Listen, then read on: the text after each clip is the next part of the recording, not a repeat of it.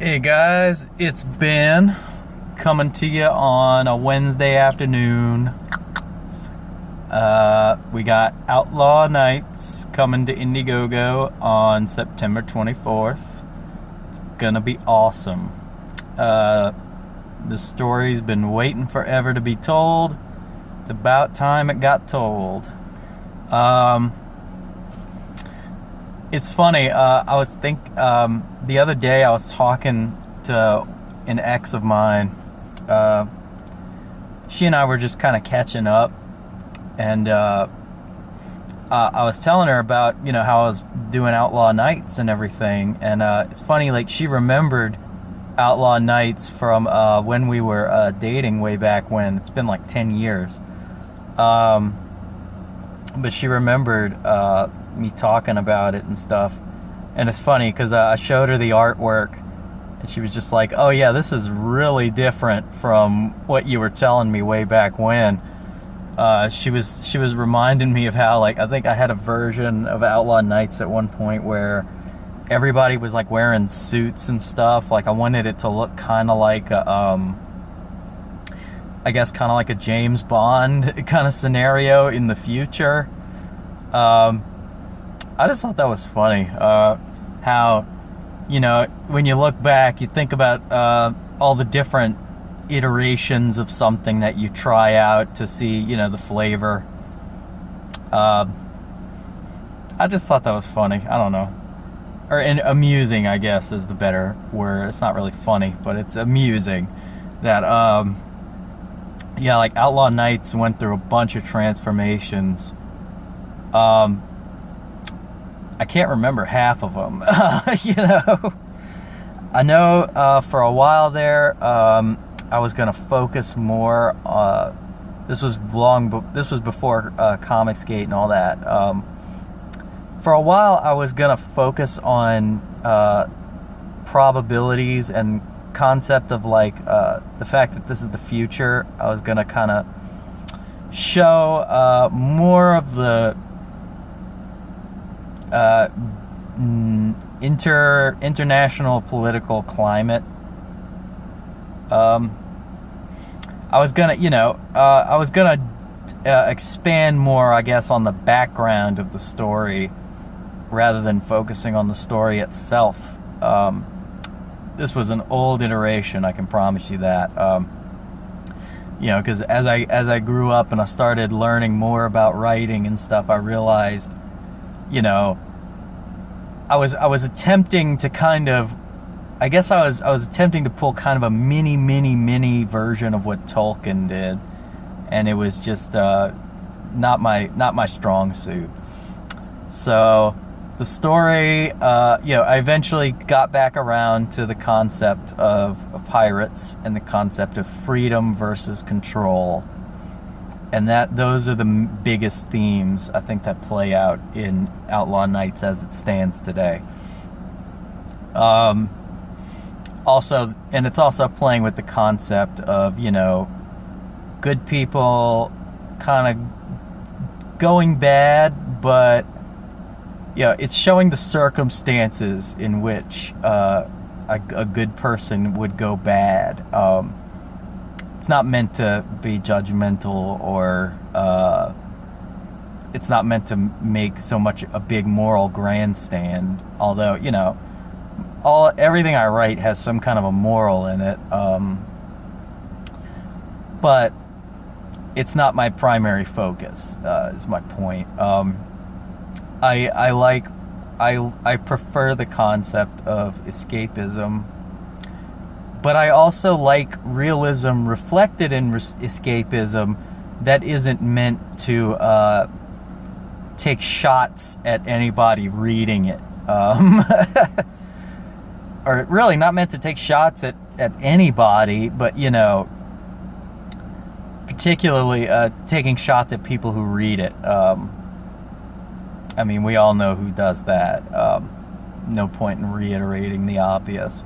Although they will deny that to the nth degree, They were just having a bad day, Just having a bad day. Sorry, I'm recording this coming on the heels of watching another Mark Wade video. I guess, you know, it's more like it's that morbid curiosity, you know. It's that the guy really contributes nothing to my life, let alone to comics, in my opinion, anymore. He used to, definitely, but now, you know, just playing on this stupid grandstanding and labeling any form of positive thought about the United States as a symptom of white supremacy and all that. Oh my God. Anyway, so that's a little bit of Outlaw Nights stuff and a little bit of current stuff right there. This is totally unrelated, but I don't care because I'm excited. This is the biggest media thing I'm psyched for. I pick out one thing I'm excited about usually. I was excited about Cyberpunk, but it's like anytime I see internet controversy start to surround a game, doesn't matter on what side anybody is on, it immediately begins souring my taste on the intellectual property, because it's just like, you know, it's just a constant, you know, it's a reminder of the BS we're going through. When it's like, you know, there's no need to remind anybody. Everybody's pretty well aware. Yeah, this is totally unrelated, but I don't care. The biggest thing I'm excited about right now, although the Final Fantasy VII Remake coming out next year is the big thing on my horizon, video game-wise, of course. No, the real big thing, obviously, is Outlaw Nights. But, I mean, in terms of the entertainment that I consume, the biggest thing I'm looking forward to right now is the 8 remaster, which, again, as I said before, it's both, it's great, but it's also kind of sad. So anyway, the 8 remasters coming out, and it's funny, I've been seeing a lot of stuff online about Final Fantasy VIII memes and whatnot, and I saw them going over some of the famous moments from the game. One of the moments, though, I've never seen people really talk about when they're fans of 8. Of course, I've never really heard too many 8 fans speak in general, just because it seems, I feel like Final Fantasy VIII kind of gets a bad rap because of its little battle system thing with junctioning magic and all. But I was thinking about my favorite scene from Final Fantasy VIII, and it was a very small scene. And it was connected to another scene that I had talked about in a previous video that I liked, when you know, when you get Squall's idea of like, okay, what is good, what's evil, blah blah blah. A little later on from that, I think my favorite scene was when they're about to assassinate the sorceress. That's the big plan, is to take her out with a sniper rifle. And Irvin, or Irvine, as some people call him, I call him Irvin because it sounds better. Irvin is supposed to take the shot, and they have this scene where Irvin's like, I can't do this, and he's like, what are you talking about? You gotta, you know, he's like, no, like, this is way too much pressure. And we learn more about, you know, Irvin puts on the cool guy act to cover up his insecurities, and just, I loved that moment because of the fact that most of the time in video games we get larger than life characters who are cool, but it's like, you know, it's cool, it's fun to have those moments where a character in a video game is going through something that I think almost anybody can identify with, and it's like, we've all had those moments in our lives where we feel the pressure and we've got the anxiety's going out the wazoo. Of course, anxiety is my thing. And it just makes it incredibly hard to act, you know. Very, very similar to kind of a Hamlet dilemma a little bit. Not, you know, obviously it's not a direct parallel, but so yeah, Irvin is my favorite Final Fantasy VIII character. I'm thinking about doing videos where I kind of list off favorites from different franchises, why they're my favorites, etc. Yeah. So we got that in the works. Also, this is also another completely unrelated topic, but it doesn't really, you know, I'm cool with just updating y'all on what the hell's going on in my mind. You might not be, I don't know. But you know, one of the things that I'm going to be working on for this channel, that I'm going to be getting better about, I'm going to try to produce more content that isn't just me talking. It's, you know, one thing that you probably don't know about me is that I am big into film. I have a professional camera, and I have, well, not professional, but pretty close to professional.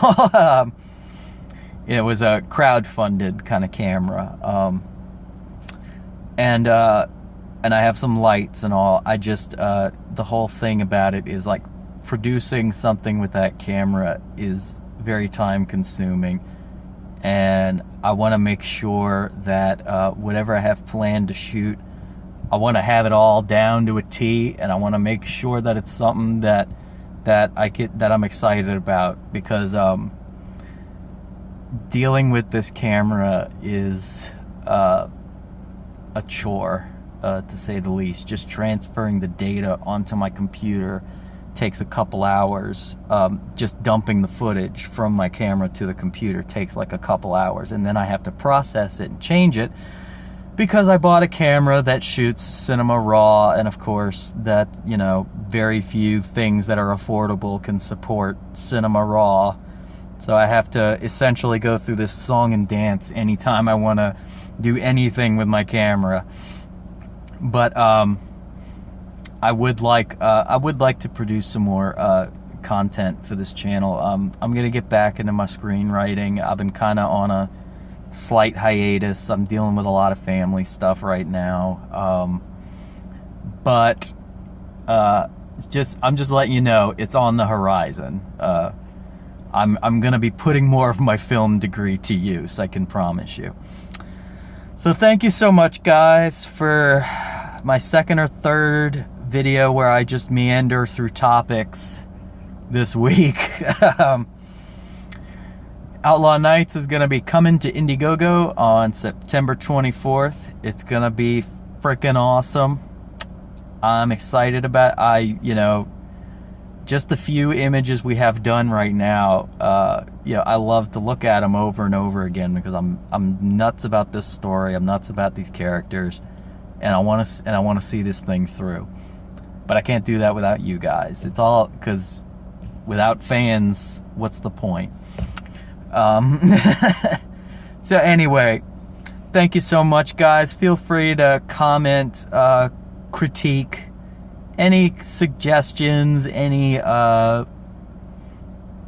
just anything that you want to talk about. Go ahead. You know, I will definitely get back to you as soon as I can. Thank you so much. I'm gonna be back with another video tomorrow.